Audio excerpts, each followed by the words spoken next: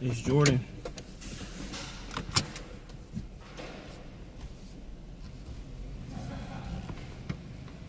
Uploading until this is probably my last upload until later on, maybe. I got a 6:30 to 9 that I'm going to do. I actually made really good money this morning. It's a shocker to me.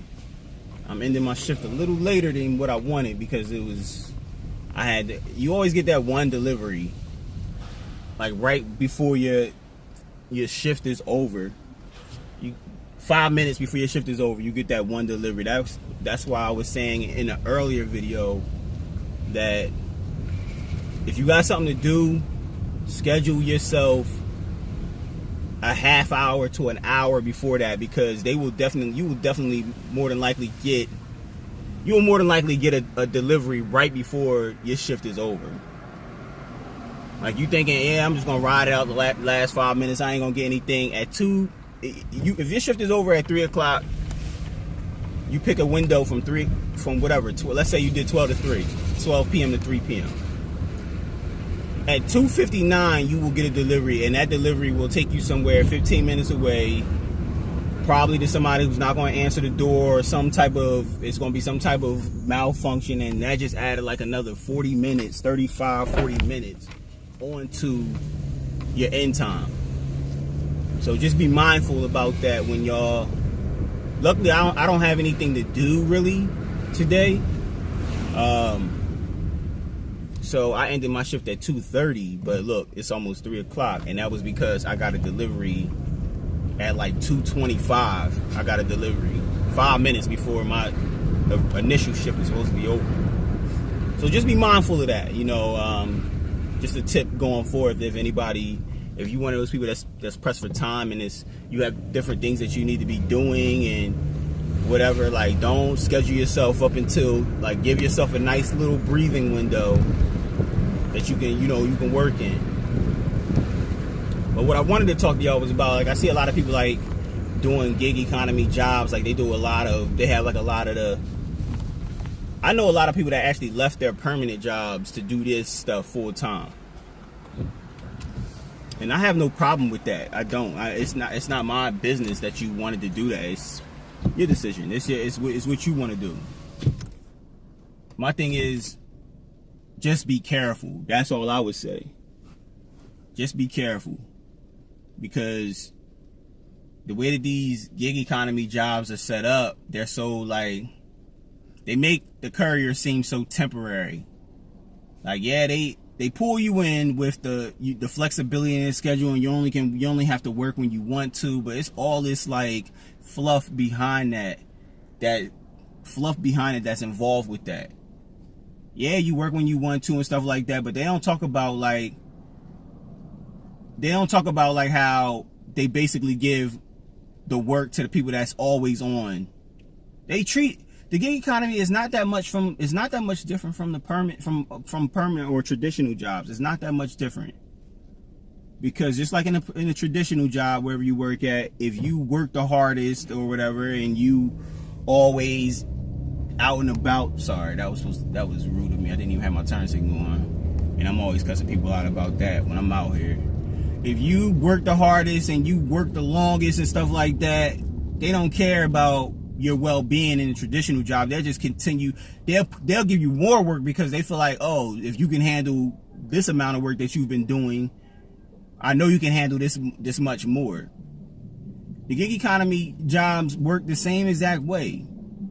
If you out here busting your hump every day, just like, and I'm gonna give you an example of what happened to me yesterday. If you busting your behind out here every day, right? It's always something in my eye. If you busting your behind out here every day, they're seeing that. They're seeing that, oh, this guy every day he picks this time, he works it, he ain't declining the shift, he's not, they see that. They see that. And I know that for a fact because of what happened to me yesterday. Yesterday, I didn't do gig work at all. Well, no, that's a lie. Yesterday was the first day for Stockbridge. But when I say I didn't do any gig work, I didn't get any deliveries in Stockbridge. None. around like 5:30, I got an update, or I got a notification from DoorDash that was saying, hey, deliveries are ringing off. It said something like, we are getting slammed with deliveries in South Highlands. Dash now for dash now to get, to get paid or whatever. You just dash now so that you can, you can cash in. And I'm saying to myself, like, they know I work South Highlands. Everybody, I always talk about it in my videos. They know, and they probably see it on my schedule. I know they probably keep track of like trends and stuff like that. I know that's what they do.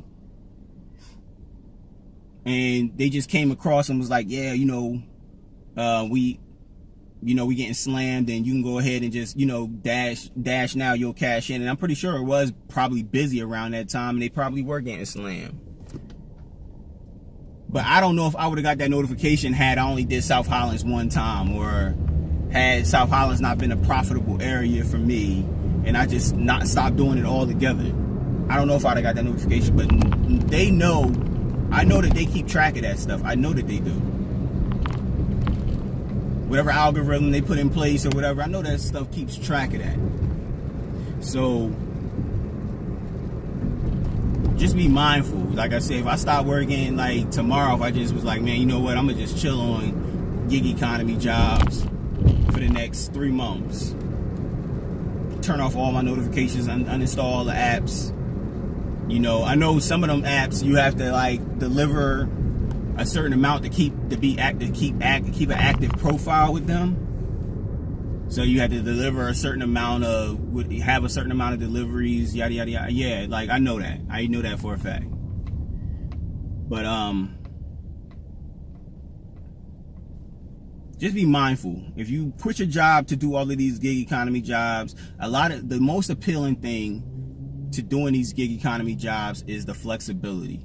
The main reason why I wanted to do it was because I needed to fly home a lot. I needed to fly home to see my daughter. She's involved in a whole bunch of stuff. I always tell y'all about how I need to recharge or whatever from being down here. It's mentally draining, physically draining being down here. Living in Atlanta is not for the weary, for sure. But or the faint of heart, for sure. But I needed the flexibility, and I knew no job would all of the family BS that jobs talk about having, we a family and this and that. I never believed that. It's a family-like environment here. Come work for us. I never believe any of that. Because if I need time off, because my daughter has a piano recital, or she's in gymnastics or something like that, I gotta go jump through hoops for that. What family? You know what I mean? So like, I never believed that stuff ever. And now all the companies are pushing that it's a family here. It's a family here. Come work for us. It's a family. Like, they know that that's like a selling point for potential employees. Oh, I love working here because it's like a family. I told y'all, with all the jobs I had in the past, they all had a certain thing that they would pitch that was like their thing. Comcast had the free cable or discounted cable, whatever. I don't know. I think they got discounted cable now. I don't know if it's free anymore for employees, but I want to say it's discounted. I'm not getting on down there. I'm not even gonna fight 20. I'm gonna try to go get down as far as possible. You know what? I'm not even gonna take Wesley Dobbs. I'm gonna go ahead and just try to get there from the other portion. From the other exit, I mean. Yeah, like every job had their selling point. Delta is the free flights and the profit sharing and all of that stuff, and Home Depot profit sharing, and I don't know if it was discounts in the store. I don't know if it's Delta that give you discounts in the store or what. I know it was profit sharing though. I know you get a profit sharing check. And that was like their selling point, you know. Gig economy, their selling point is flexibility. You could turn the app on and off. You work whenever you want. Yeah, that sounds super appealing. Like, yeah, who wouldn't want that? And I understand why people sign on with so many different GE apps. Like, I understand why they do that. I understand why they have the you know, why somebody would be driving for Uber Eats and DoorDash and all these different apps. One ain't popping, turn another one on. Somebody gonna be popping. You know what I mean? So, but the only thing I hate about it is that everybody's disposable. Everybody is. Everybody can just be trash, thrown away. It's over. You know what I mean? Like, we ain't like something that a customer said about you. We ain't even got to hear you out. You don't even be knowing what the customers be saying about you.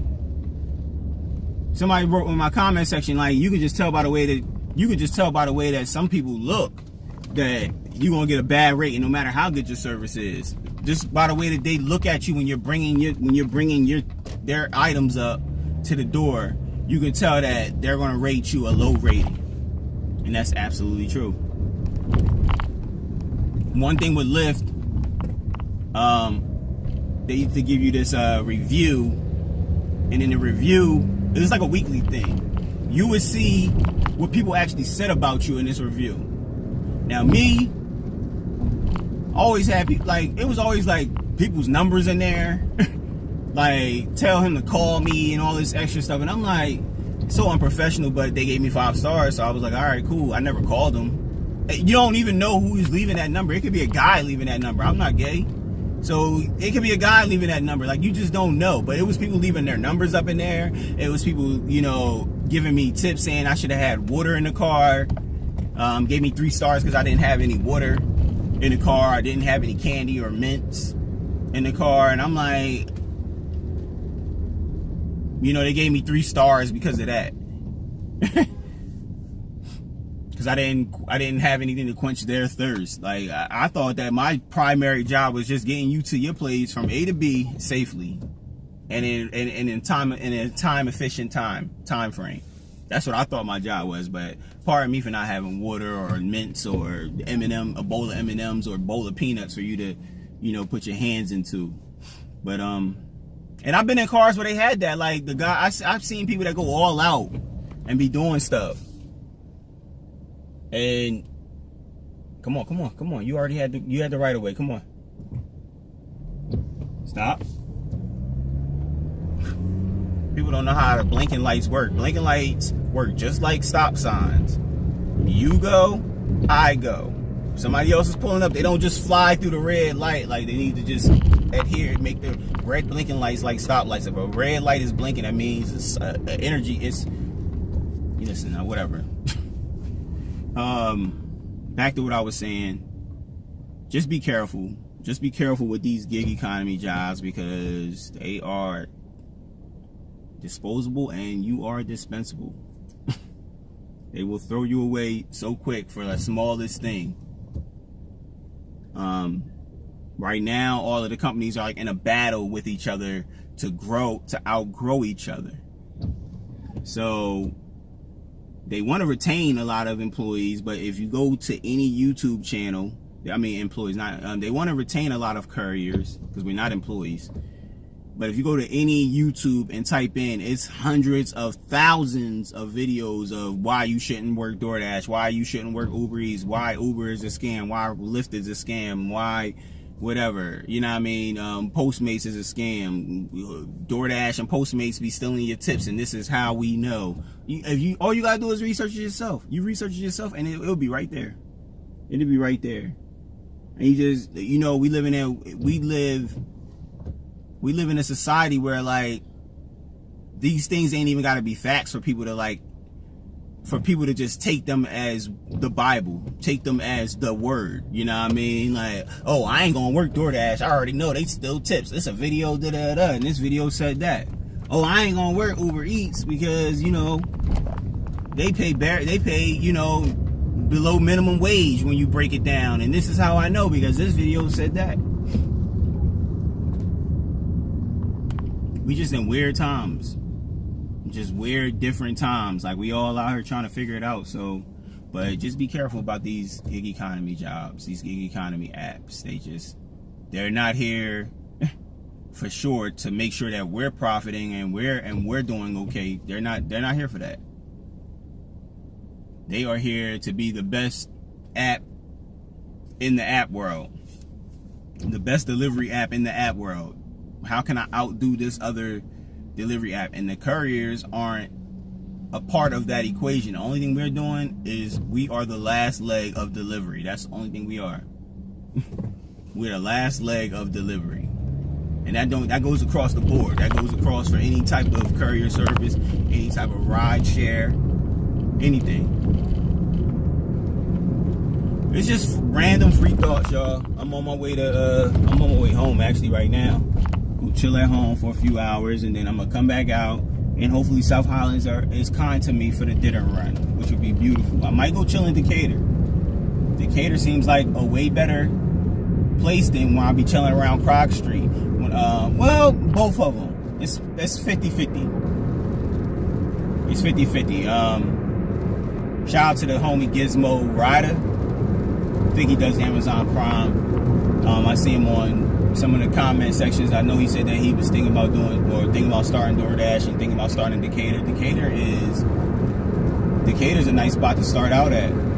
It's good money down there. Decatur's a very nice spot. Avondale Estates and all of that stuff, that whole little area. West Ponce. I like it because, like I said yesterday, once you get through the home traffic, the people that's just trying to get home, you clearing free out there. Krog Street area, you still fighting downtown's traffic with Krog Street. You're still fighting downtown traffic. You're still fighting people that's trying to get home. Hop in the comment section, y'all. Peace.